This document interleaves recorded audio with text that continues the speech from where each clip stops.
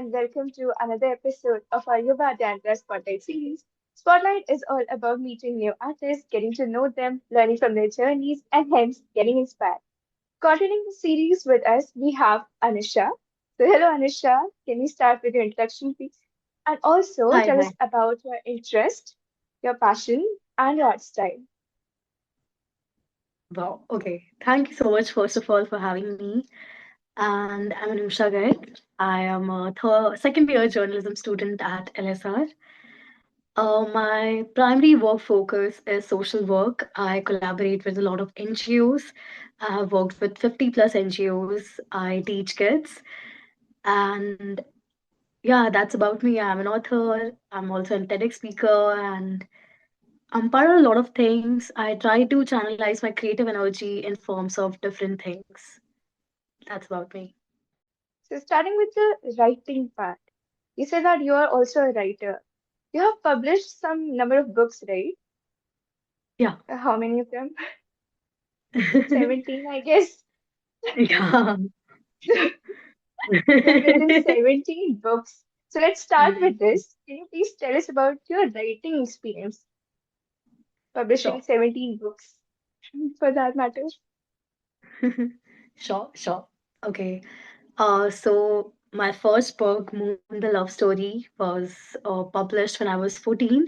I wrote it when I was 9. It was inspired from, I was seeing the moon in my balcony and I was like, what can be the story of moon? And then I came through two characters. So like one protagonist was Moento and one was Und. So half of the both of their names, Moento and Und, it's moon. So that came off as an inspiration, and then it was a love story. Then I started writing more and more. To be honest, my writing journey, it started in school. I used to write these short fairy tales. I used to show it to my teacher, and they used to, correct all the grammatical errors. They used to feel like, Anusha, you can do more, you can do more. And I used to keep writing, those fairy tales, those books, stories. And once I got introduced to publishing, traditional publishing, self publishing, my first book was self published. And then my second book was an anthology. So, an anthology is a compilation of different works. So, it had my limericks, my haikus, my proses, and eventually I started with traditional publishing. So for my third book, my publisher was Astitva Prakashan. That's when I stepped in the proper traditional publishing, where you see yourself as a proper author, where you see your book getting marketed. So I think that was it, and then I started writing more and more. Yeah, that's That was great, actually, very inspiring for someone it. like me who has never written anything before. So very inspiring. The next question is something entirely different from writing. You're also the general secretary of the Students' Union, right? Right. Yeah. So how has this position, this responsibility changed your life and also influenced your art style, the writing? I was laughing because, coming to this position was very tough. When I stood for elections, there were like 16 candidates for this position. It was the first time so many people were standing for this position. And that time was really, very, very, what do you call it? It was full of ups and downs. It was very different from what I experienced till now. So, elections was a very different time for me. And yeah, elections were fun. Now coming onto that position and dealing with a lot of people on a very, acute level, because even now, right now in my phone, I have 300 unread messages. So I'll have to respond to them after this call. So I think once you step on to some role with a lot of responsibilities, you have to give it your all. If you don't give your 100%, you are not, standing up for it. So it has inspired a lot of my journey, especially my social work journey, because we worked with a lot of different societies in our college. We recently started this center, Swabalambam, for resource center for people with disabilities. So that was one achievement I felt in my tenure. Then a lot of different events. We had Project Sadbhavna, Project Jagriti. We had a ASL, sign language learning session for people. and a lot of different activities. So I feel college and being in this position, it gave me a whole different spotlight for my talents. I'm still trying to manage it, but I really want to do more with this position. Yeah, very tough. It sounds very tough. Now that we know Mm. so much about you, that you're a writer, you're a storyteller, also a speaker, and also the secretary, general secretary, right, of the Yeah. Students' Union. So how do you manage? Because both of these things are entirely different. Your creative pursuits Mm. as a writer, as a storyteller, and also the responsibilities that you have, the social commitments, also the things that you have to manage, also matching the deadlines of college as a college student. How do you do all of that? Also, you were in the NCC camp, right? Just a few days back. Yeah, yeah, How do you do yeah. all of that? There's a very popular Hindi saying that जब कुछ करना होता है तो रास्ता निकल ही जाता है. So it has stayed with me because I am a very passionate person. I worship life. For me, God is life. So I've always, I just say yes to everything. Even if you say the most cringiest, clingiest, or the most craziest thing, I would be the first person to say yes. So if that's about me, I'm very spontaneous. So yeah, it just has stood up with me that say yes with everything, say yes to everything, just do it, just go for it. And so I've, built myself like that, that whatever comes my way, I just do it. I think I live by this mantra that no excuses. You have to do it, just do it. And when I do it, you when you do something, you start to fall in love with that process. You start to see yourself in a different light. You start to slow down. You start to reflect a lot. You start to take a step back. So I think when I started this journey, when I started, giving more on my, people call it professional side, but I call it more artistic side. So when I started giving more to my artistic side, I feel that's when I finally, slowed down a bit. I'm speaking very, I know, jaldi jaldi, but in life, I think when you gather courage, when you start with these roles, you start to slow down a lot. You reflect on a lot of things and you can, finally see some clear paths. So, coming on to managing things, again, when you want to do something, when there's a will, there's a way. So, you just do it, it happens itself. Saying yes to things. That is the main crunch out of this. And also to reflect back. It's very important, right? I'm just a college student. I'm not as, I don't have a very tight schedule as yours, but also, but I understand this very well that you have to reflect on the things that you are doing. You have to reflect inside of you. It's very important actually in a time like this. Very nice. So, continuing the writing portion, you have also participated in Adyantara's Frame by Frame initiative, which was an act writing competition, and also your act got selected, which is the Act 4. And I've read the script till now, it's very amazing.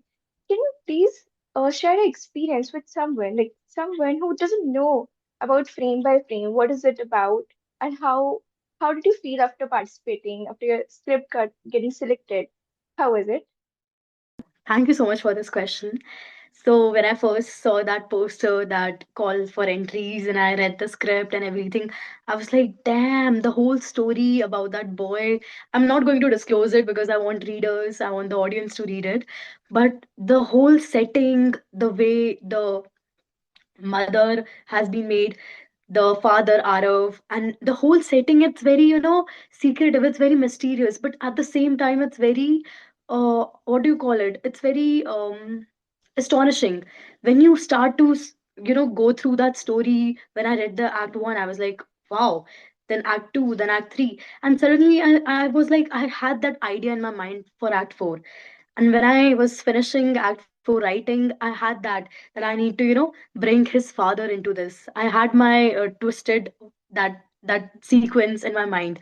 So I think when you read something, when you write something, you can't lie. When you have a paper, you can't lie in front of a paper.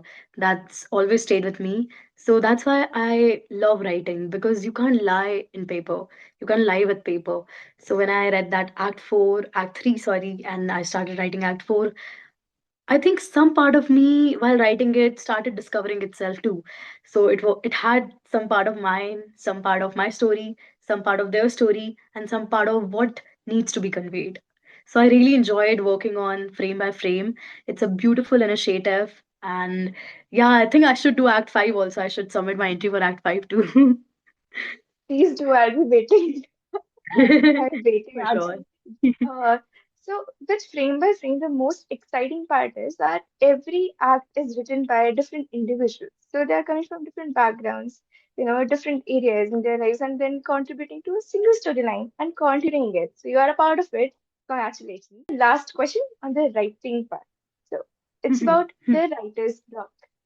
How do you manage it when you yourself are under that writer block? Okay, how do you manage that? होता है ना? I love this. I love this question. And whenever someone asks me about this question, the most popular answer I give is just go take a walk in nature. That's the best answer. Because once you go out in nature, you're filled with ideas. Right now also, if I, after this, if I go take a walk outside my house, I'll be filled with ideas. I'll be like, ये भी लिखना है, वो भी लिखना है. So nature is the solution for writer's block, for inspiration, for everything. You can also, work on conversations, movies, discussions. Everything around you gives you inspiration. Even I have a hanger lying here. I can write something for this hanger too. It depicts how we are right now. This is you, this is me, this is what we're talking about. This is a triangle, but this has a curve. So I feel you get inspiration from everywhere. Very creative answer actually with the explanation. But when you go out, please do wear a jacket or a sweater. Okay. So that you have worked with 50 plus NGOs. How has this uh, changed your life or the way you look towards life with the social activities? The, huh. You just feel more human. You feel that you are finally living up to what you have to do. So when I started my teaching journey in 2020 with Assam Education, it was an online teaching journey, and I started teaching with a group of 4 kids. And they used to be like, दीदी क्या हम सही लिख रहे हैं, दीदी मुझे English नहीं आती, दीदी. So that hesitation and that boundary they drew for themselves.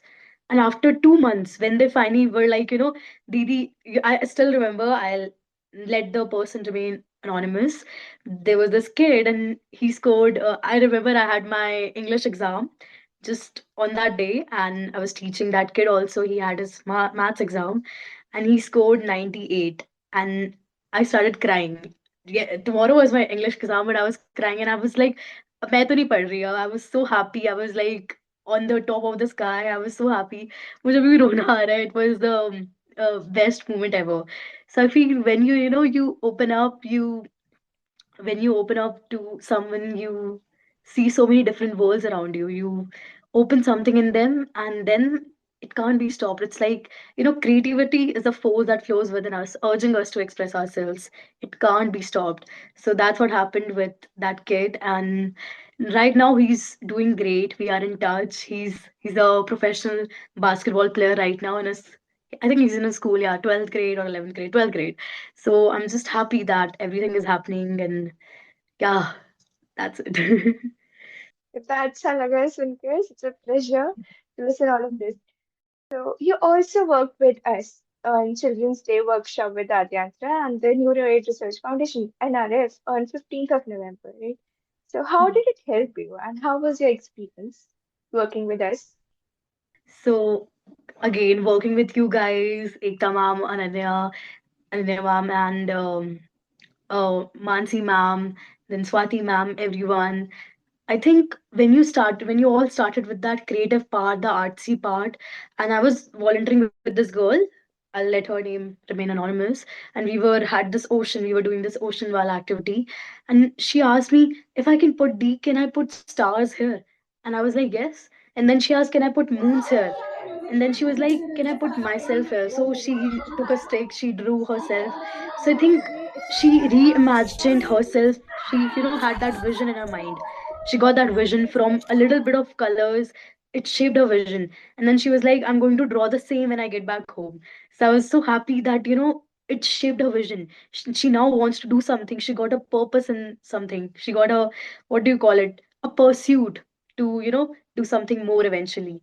And for me, the jamming session was amazing. I I was trying to sing, but everyone wanted to touch the guitar, and it was really a fun experience. And I've worked with students with autism, and I think the way they were enjoying, I was watching the videos afterwards. I was first feeling that I couldn't contribute much because I couldn't sing all the songs. But then when I was watching the videos and I saw that students were actually, happy, they were laughing, dancing, and I was like, my mission is fulfilled. I'm mission accomplished. I'm happy. So that's the pride, that's the sense of joy that you get after that.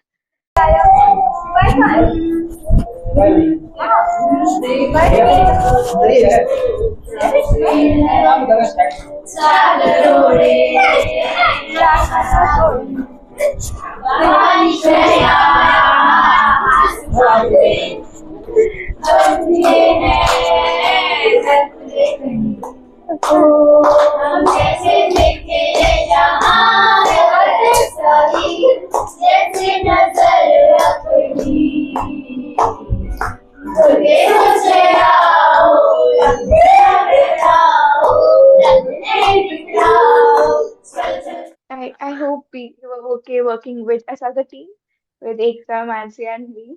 Yes, And yes, of course I loved you guys. I but we was would love to laughing a have lot. you back again if we conduct Mm. such an event again. So one of a very cliche question I'm going to ask you now. How do you want people to remember you? Oh, wow. I've never thought about this question, never in my life. And wow, how would I want people to remember me? I want people to remember me as a friend because I go by this philosophy that a friend is never really far. So I think even after I'm gone or something, I do feel that people are never gone because you die three times in your life. I read this somewhere.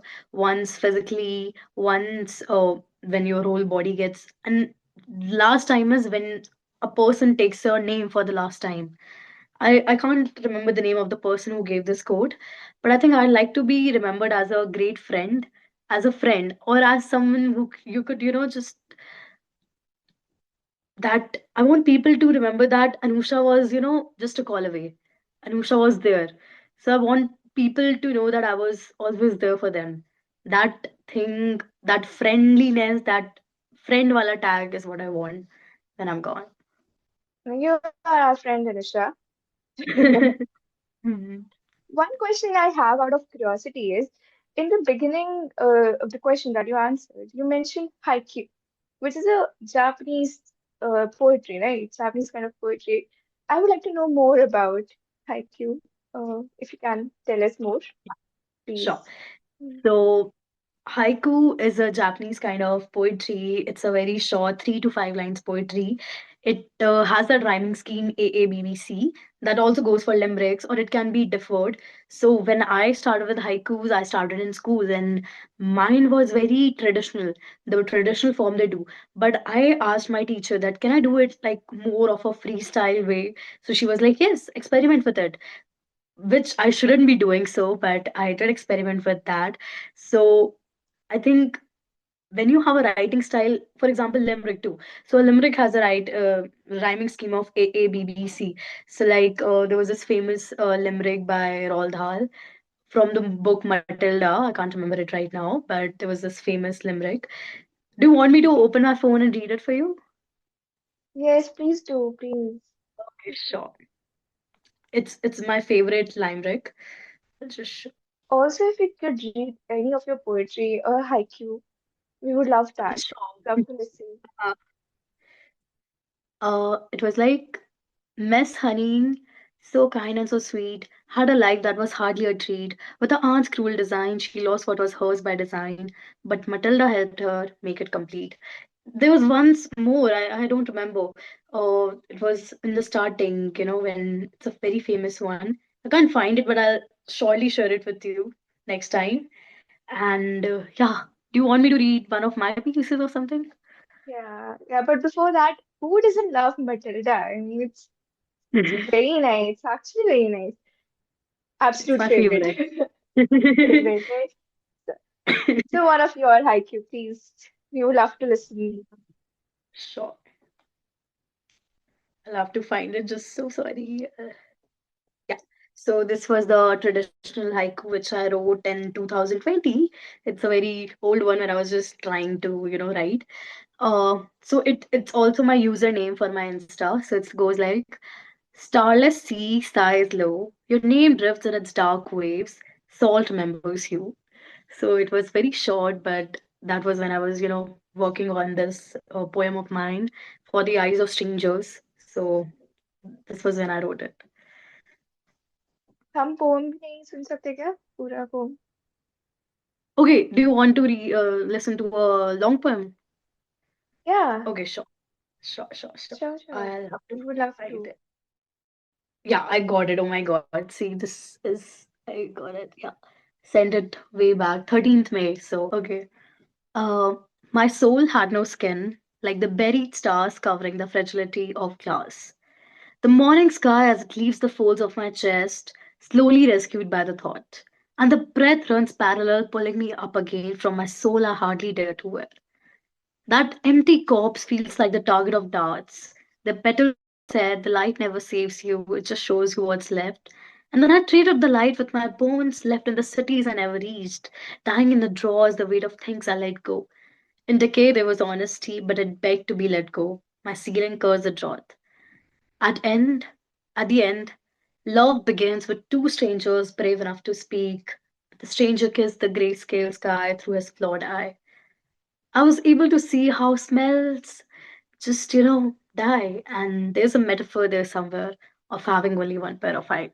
Really imaginative and heartfelt. Yeah. Good choice of words. Amazing, amazing. So Thank you. let's stop this with one last question, which I read in your Google form that you submitted. There was Yeah. a major focus on voice, how voice matters. Right. So the focus on voice, can we get to know more about it? Your own perspective and point of view on voice, how voice matters. Beautiful question. Um, I feel as humans, we are feeling beings. We are full of emotions. We we just feel a lot. We feel every emotion very deeply. And for me, when I realized that, there's a Hindi saying for this, जब आप खुद की help नहीं कर पाते आप दूसरों की करते हो. So it somewhere stick by to me because at some part I felt that I couldn't help myself in ways I should be. At some place I felt caged. And that's when I saw kids. I think I have I have this whole childhood inside me that wants to be relived. So when I see kids, that it just sparks up that I want to do something for them. So I think in a way to help myself, I started helping kids. Maybe I really don't know the reason for this, but it's just my assumption that why I started doing this. It's just my heart was like that, go for it. And about voices, I have something to say that there are a lot of voices, there are a lot of things people are going to say, but the only voice that matters is this. So if you listen to this, whatever you do is right. Whatever you do is amazing. Whatever you do is will be what is needed. So I started listening to my heart, and it led me here. It led me in places. It led me to children, and yeah, voice has played a lot of different roles in my life. And when people ask me that why you do that, why do you work itna with social work, why do you do itna kuch, तो I just answer them by saying that क्योंकि मुझे फर्क पड़ता है, because it matters to me, because sometimes when you feel strongly about a cause or something, you want to change it. So yeah, that's me. Yeah. And so listen to you. You're such a kind and empathetic person. I would, I admire to be like you now. It's such a Oh my great God. talk, actually. Very inspiring. I admire to be like you, to be honest. You have that Oh, balance in yourself. No, really. I'm in awe with your talent. When I saw you that first day, you were managing everything with that whole, patience, that balance, that what do you call it? Sthirta in Hindi.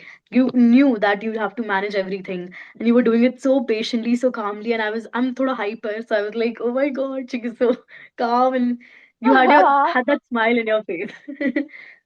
So thank it's you so much much. But I appreciated. think I should learn a lot from you, and we, as you know, as humans, as society, we should learn from you that we need to listen to every voice that is coming across to us. You know, no one can be suppressed. None of the voices like ज़्यादा value की है, कम value की है. Each and every one of us is equal. It's such a nice, nice talk. Very inspiring. Actually, it's actually very heartfelt. Thank you so much, Anusha. Thanks for being here. We love talking to you. And No, thanks please to you guys. keep working with us. We would love to have you again and again for all the events that we conduct. We would love to have you again. Thank you, Anusha. Thank you so much. Thank you so much. Thank you so much. Thank you so much. Have a really nice day. Thank you. Thank you for having me.